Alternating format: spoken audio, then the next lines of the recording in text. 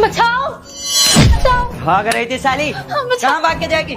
जरा ये ले, मार दिया तेरी बैठा की लाइफ। अब कहाँ जाएगी भाग के? तेरे को मैंने बोल रखा है कि अपने बाप से मेरे को पैसे दिला, क्यों नहीं दिला रही? आज मैं तेरे को इतना मारूंगा ना, चल।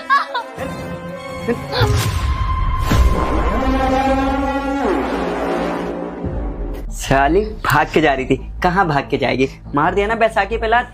एक तो ऊपर से लंगड़ी। देख, तुझे ऐसे मार नहीं खाने ना तो अपने बाप से बोल पूरे 50 लाख रुपए दे, मुझे ना गाड़ी लेनी है फॉर्च्यूनर, और ऐसे मार नहीं खानी है, मुझे पैसे दिला दे वरना डेली ऐसे ही पीटता रहूंगा। आप ये क्या बोल रहे हैं? आप हमें इस तरीके से डेली मारते हैं, हमारी क्या गलती है? मेरे पापा की जितनी हैसियत थी उन्होंने आपको उतना दहेज दिया ना, अब आप फॉर्च्यूनर की डिमांड करें शादी के 1-2 साल बाद, ये तो गलत है ना।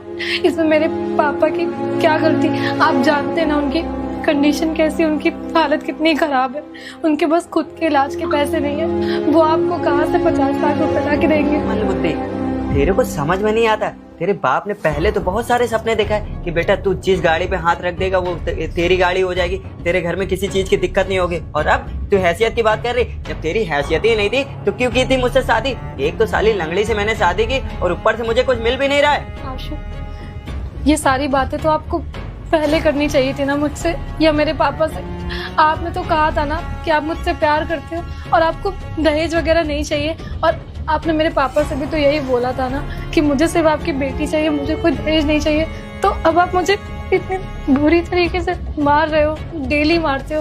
और मेरे पापा ने आपको i10 गाड़ी दिलाई थी ना, उनकी जितनी औकात थी, सोफा भी दिलाया था, वॉशिंग मशीन भी दिलाई थी, AC भी दिलाया था। अब आपको क्या चाहिए? क्या ऐशो आराम नहीं है हमारे घर में जो आप मुझे इस तरीके से मार रहे हो? प्यार, वो भी मैं तुझसे, एक लंगड़ी से मैं प्यार करूंगा? मैं ना सिर्फ पैसों से प्यार करता हूँ, बड़ी बड़ी गाड़ियों से। और तू क्या बता रही? तेरे बाप ने औकात अनुसार i10, ये सोफा, ये वॉशिंग मशीन, तो अपने बाप को कॉल कर और ये सब लेके जाए, बढ़िया से मुझे फॉर्च्यूनर निकलवा के दे, वरना डेली ऐसे ही पीटता रहूंगा। साली जवान लड़ा रही मुझे, तू क्या भी एक? मुझसे सही से बात करिए। और मेरे पापा को आप इस तरीके से कैसे बोल सकते हैं कि अपने बाप को बुलाओ? पहले तो आप उनकी कितनी इज्जत करते थे, और हमारी शादी हो गई आज, तो मैं आपके आगे हाथ जोड़ती हूँ, मुझ पे इस तरीके से हाथ मत उठाइए। आज मैं इंसान हूँ, मुझे भी दर्द होता है, मुझे भी तकलीफ होती है। मैं तो आपके लिए सारी चीजें करती हूँ, आपके कपड़े धुलती हूँ, माना कि मैं अपाहिज हूँ, पर मैं सारा पत्नी वाला धर्म निभाती हूँ, और आप बदले में मुझे इतनी बुरी तरीके से मारते हो। कर दीजिए। लगता है तू ऐसे नहीं मानेगी। अपना बोरिया बिस्तरा उठा और चल निकल अपने घर, चल। ये क्या हो रहा है? तुम एक लड़की को मार रहे हो? मैडम एक मिनट, पुलिस? जरा यहाँ पुलिस को तूने कॉल किया है? ओए, इससे ना बोल रहा ना, खड़ा रहे अभी। मैडम आप आइए, आराम से मैडम, इधर बैठिए, आराम से मैडम। अबे एक बात बता, तो एक लड़की को मार रहा है? मैडम क्या बात है, बात बताइए आप। अब मैं बताता हूँ। इस लड़की का ना, मेरे होते हुए भी मैं इसका हस्बैंड हूँ, इसका दूसरे लड़के से चक्कर चल रहा है, इसीलिए मैंने इसको मारा है साहब। अब आप ही बताइए कि मेरी बीवी किसी और के साथ में बात कर रही हो, उसके साथ डेट पे जा रही हो, अब पता चलेगा। ओए, तुझसे मैंने पूछा क्या? मैडम आप बताइए क्या बात है? मेरे पापा ने इनको दहेज में फॉर्च्यूनर नहीं दी, इनको फॉर्च्यूनर चाहिए। तेरा इशारा मैं देख रहा हूँ अभी। मैडम आप बताइए। तो इस वजह से ही हमें डेली मारते, इस तरीके से अत्याचार करते। मैडम के पापा ने तुझे दहेज नहीं दिया तो दहेज के लिए अपनी बीबी को मार रहा है? अबे ओए, कैसा आदमी है तू, और तू क्या करता है? नहीं साहब, हम कहाँ दहेज मांग लेंगे, हमारा खुद ही इतना बड़ा घर है। और देखिए सर, ये झूठ बोल रहे, हम सच बोल रहे हैं। वो एक महिला होके वो झूठ बोलेंगी? अबे आजकल के लड़कों को मैं अच्छी तरीके से जानता हूँ, पहले वो शादी कर लेंगे, उसके बाद वो दहेज मांगेंगे। अबे ओए, अगर उसके पिताजी ने दहेज नहीं दिया तो तू क्या उसके साथ अत्याचार करेगा? बे ओए, हमारे देश में ना दहेज लेना और दहेज देना दोनों अपराध है। हमारी बात मानिए तो 1-2 लाख रुपए हमसे ले लीजिएगा, इसको ना इससे हमारा पीछा छुड़वा दीजिए। अच्छा, तो एक ईमानदार पुलिस वाले को घूस देने के लिए बोल रहा है? बे ओए, अगर वो आप तू ना, मैडम एक काम करिएगा, आप ना थोड़ी देर बाद ना थाने आइएगा।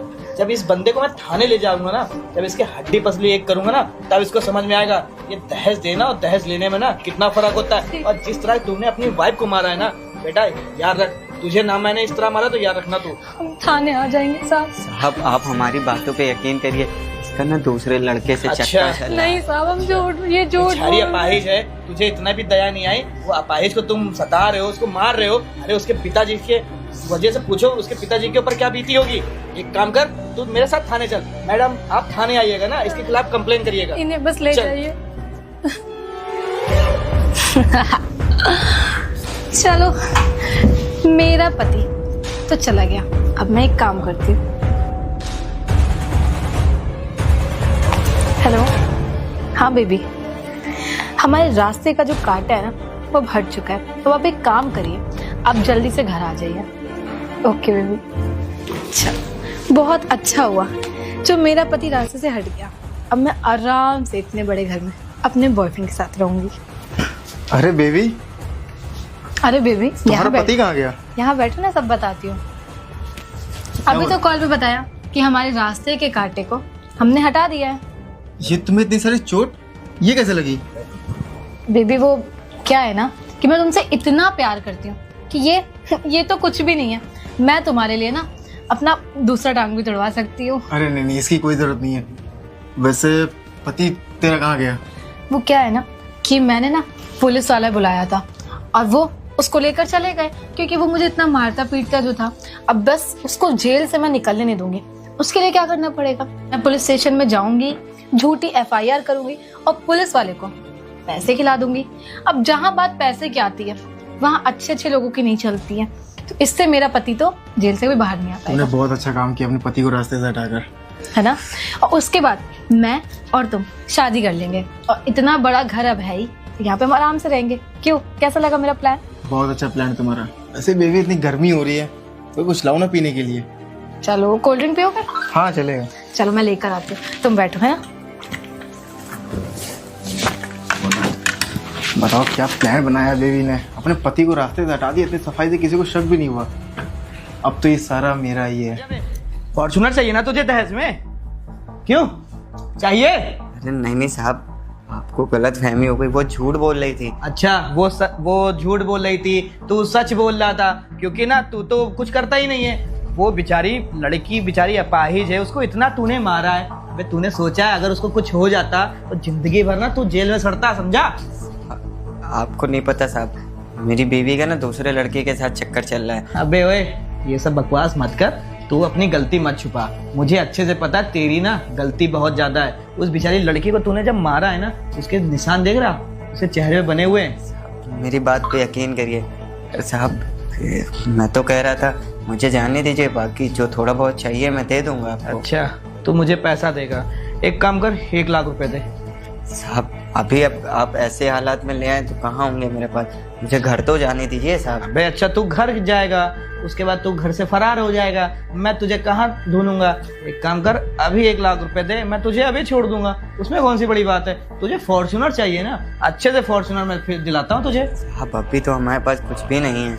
अभी तेरे पास कुछ नहीं है तो एक काम करना, यहीं खड़ा रहे जब तक मैं पांडे से बोल के ना डंडे में तेल लगवाता हूँ। तब जब तेरे पड़ेगी ना पिछवाड़े पे, तब तू पैसा भी निकालेगा और ये भी बताएगा कि तूने अपनी बीवी को क्यों मारा है। अब मेरी बात पे यकीन करिए, मैं सच कह रहा हूँ, मेरी बीवी के ना दूसरे लौंडे के साथ में चक्कर चल रहा है। अच्छे से समझ रहा हूँ तेरी हरकतें। अब तू कहेगा कि साहब वो मेरी बीवी ना कहीं और चक्कर चला रही है, साहब मुझे छोड़ दीजिए। अबे सुबह शाम तक ना पुलिस वाले यही काम किया करते हैं, मुझे अच्छे से पता है बेटा, सारी गलती ना तेरी है। मैं कह रहा हूँ 1 लाख रुपए दे दे और जा यहाँ से, मैं तुझे थोड़ी पकड़ के रखूंगा। अब मुझे जाने तो दीजिए, तभी तो 1 लाख रुपए दूंगा। अबे चुप, खड़ा रह यहीं पे। अगर तूने कुछ बकवास की ना तो अभी पांडे को बुलाता हूँ मैं।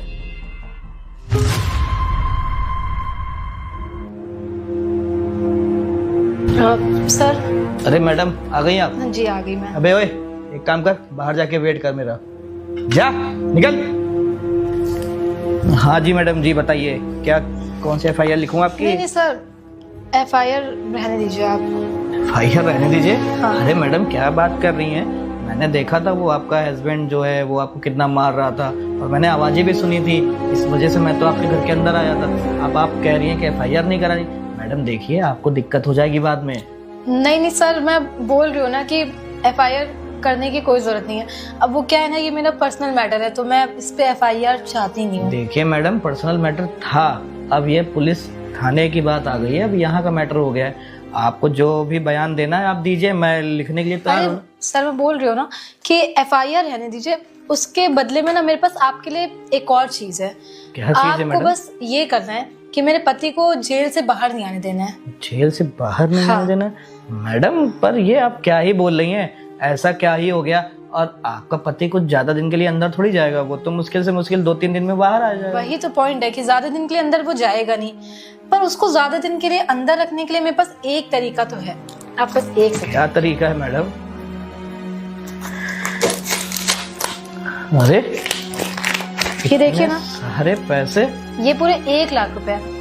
आई गेस इतने पैसों में मेरा पति तो काफी लंबे टाइम के लिए अंदर रह लेगा। क्यों इंस्पेक्टर साहब? तो मैडम जी इस साल भर के मैं 5 साल के लिए अंदर कर दूंगा इतने पैसों के लिए। ये लीजिए, लेकिन ये पैसे आपको इतनी आसानी से थोड़ी मिल जाएंगे।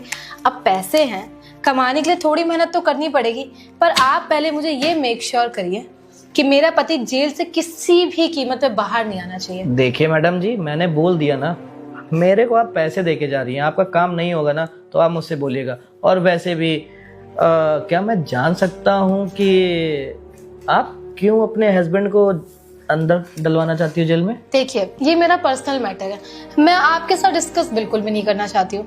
आप बस नोटे गिनने का ध्यान रखिए, आराम से बैठ के नोटे गिनिए, और आपको बहुत अच्छे से पता है कि आपको क्या करना है। मेरा हस्बैंड अगर जेल से बाहर आया तो आपको तो पता ही है कि आपने घूस लिया, आपके साथ क्या हो सकता है। अरे मैडम जी, पहली बात तो ना ये सब चीज आपको बोलने की कोई जरूरत नहीं पड़ेगी। अब ना आप बिल्कुल आराम से जाइए, आराम से सो जाइए, ठीक है? चलिए, आई होप अपना काम अच्छे से करेंगे। जी मैडम, बिल्कुल। ओके।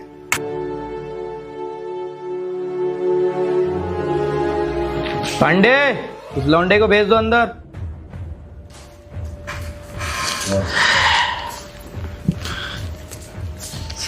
साहब, अब तो आपको पता ही चल गया होगा ना कि मेरी बीवी, अब देखो इतने सारे पैसे भी हमको लग रहा है देके गई है।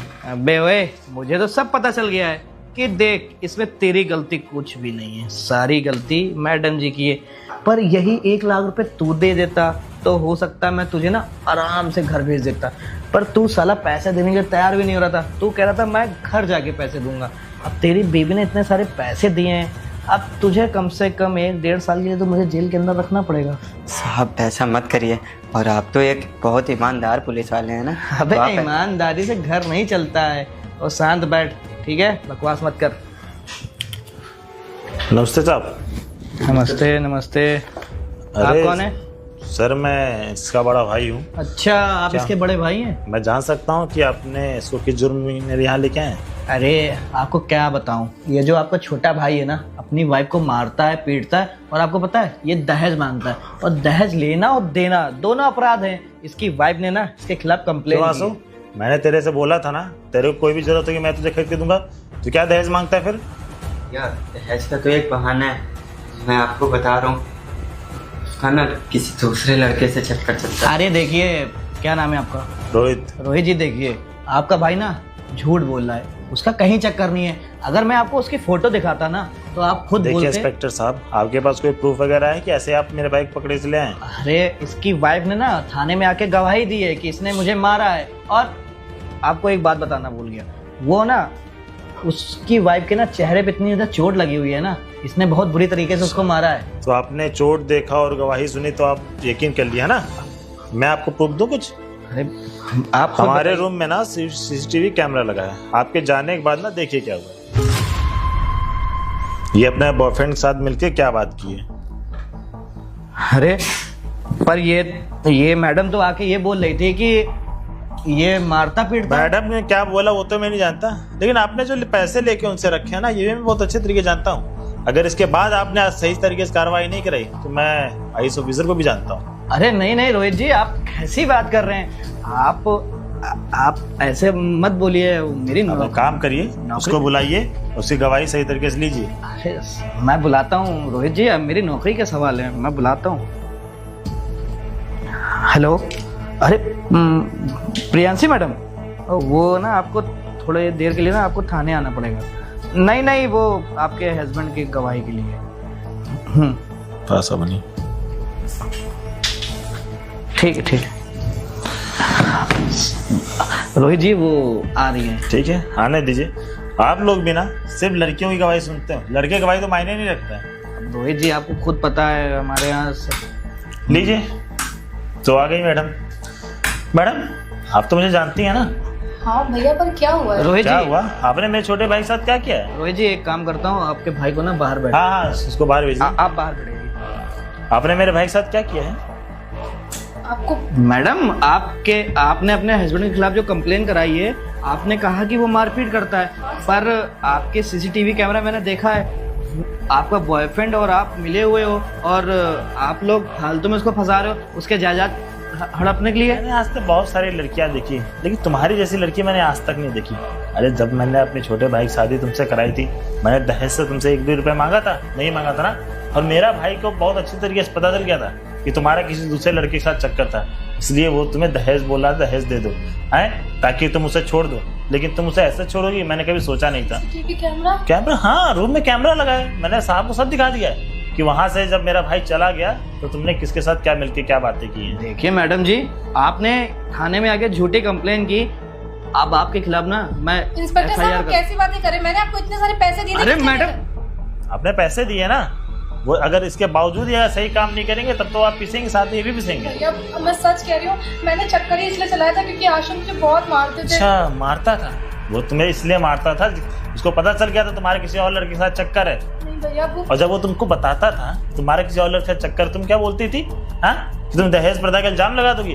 तब वो मजबूरी में आके तुमसे फॉर्च्यूनर की डिमांड कर रहा था। वो मुझे माफ कर दीजिए। माफ कर दूं? भैया प्लीज इंस्पेक्टर साहब, नहीं, मैं अगर आप अपनी नौकरी बचाना चाहते हैं तो इसको सख्ती से नहीं, नहीं, मैंने आपको पूरे 1 लाख रुपए का दिमाग खराब। अरे आपकी वजह से मेरी नौकरी चली जाएगी। वो IAS को जानते हैं, आप कह रही हो कि मैं आपके खिलाफ कंप्लेन ना करूं। भैया प्लीज मुझे माफ कर दीजिए। माफ कर दूं? मैं माफ कर दूं? कैसे मैनेज? तुम्हारे अपाहिज की वजह से ही इतने बड़े घर में तुम्हारी शादी मैंने की। मैंने सोचा तुम अच्छी लड़की हो, लेकिन अपाहिज के साथ साथ तुम ऐसी लड़की निकलोगी मैंने कभी सोचा नहीं था। माफ कर दीजिए इंस्पेक्टर सर, बोलिए। इंस्पेक्टर साहब मैं- मैं जा रहा हूँ, बाकी क्या करना है इसको देखिए आप। नहीं भैया मेरी बात तो सुनिए। भैया मैडम सुनिए, ऐसा है ना, आपकी वजह से ना मैं अपनी नौकरी नहीं गंवाना चाहता हूँ। ये जो आपने पैसे दिए ना 1 लाख रुपए, ये मैं आपको बाद में वापस कर दूंगा। अभी वापस करिए आप मेरा पैसा। पहले मैं आपके खिलाफ ना कंप्लेन लिख दूं, क्योंकि आपके खिलाफ कंप्लेन नहीं लिखूंगा ना, वो IAS को जानता है। आपका दिमाग खराब हो गया क्या? मैंने आपको मैडम जी। मैं आपको और पैसे भी दे दूंगी, आप प्लीज। मैडम जी फालतू की बकवास मत करिए। कांस्टेबल, इन मैडम को लेके जाओ, यहाँ जाइए आप, जाइए यहाँ से। मैडम मैं बोल रहा हूँ यहाँ जाइए, आप जाइए यहाँ से। तुम्हें ना मैं देख लूंगी। अरे मैडम जाइए यहाँ से, आपकी वजह से मेरी नौकरी चली जाएगी। पांडे जरा ध्यान रखना यार, ये कहीं भाग ना जाए, इसकी वजह से ना मेरी नौकरी चली जाएगी और तेरी भी चली जाएगी। इसको पकड़ के रखना वहां पर।